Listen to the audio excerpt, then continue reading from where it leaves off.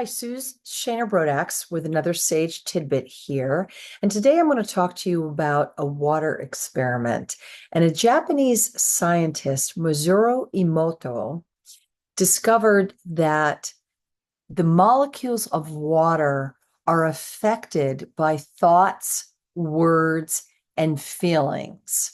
So if we as humans, as people, are made up of anywhere from 65 to 70% water, then you can imagine how we are affected by thoughts, words, and feelings. So here's his experiment. I learned about this in 2017. He suggested taking 3 brand new mason jars, making sure they're sterilized, taking a pot of rice and dividing it up with a cup or two in each mason jar, sealing the mason jars, and on the outside of the mason jar, on one jar, write love, the second jar, hate, the third jar, ignore. And he said every day for 2 weeks, the ignore jar, you're going to do nothing with. The love jar, you're going to speak to it. Love, love, with the word and the feeling of the word. And the hate jar, hate, hate, and the feeling, potent feeling of that hate.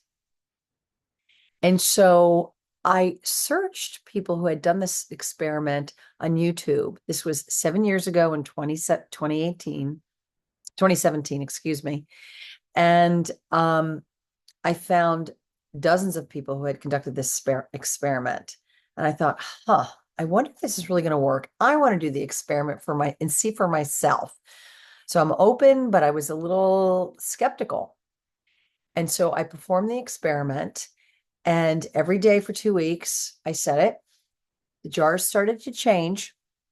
And then I took the jars. At the time, they were on a table, such as the photo in my blog post indicates, in my dining room. And then I moved them after 2 weeks to on the floor, under the table, where they have been ever since. So all these years, and I didn't continue to speak to the jars. And so even though they started to change over 2 weeks, I'm going to show you what the jars look like today. So first we have love. Now this was white rice.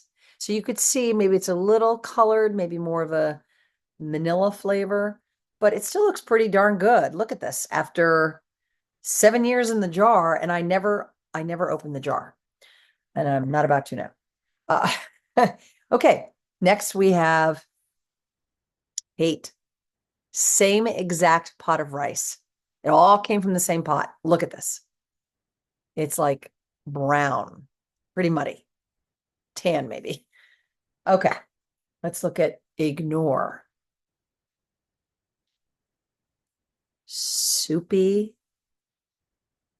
black, very dark brown black. Worse than ever. So what do you notice? Well, the hate, looks pretty toxic. It's just not as bad as ignore. And love looks pretty good, especially after all these years. So what does this tell you? Words matter, and the effect of words matter. So given the state, I happen to live in the United States, given the state of our country, given the state of the world, with a lot of divisiveness going on, our words matter now more than ever. Listening deeply, seeking to understand the point of view of another really matters. And addressing where hate and bullying is going on really matters for our literal, emotional, physical, psychic health. So, as a leader, I ask you how you can hold more the space of good intention, and I dare I say love. In the United States, as we celebrate Thanksgiving this next week, there's a lot to unpack there. but where we're holding ourselves accountable as individuals and as a nation, and making any repair or amends is critical. And also how we can be more committed to and demonstrate love in our work and personal lives, in terms of where we can bring that energy in, will help us all individually and collectively, because we are all affected by thoughts, words, and feelings. And the water, guess what? Doesn't lie. If you don't believe me, try your own experiment. Food for thought. Have a great day.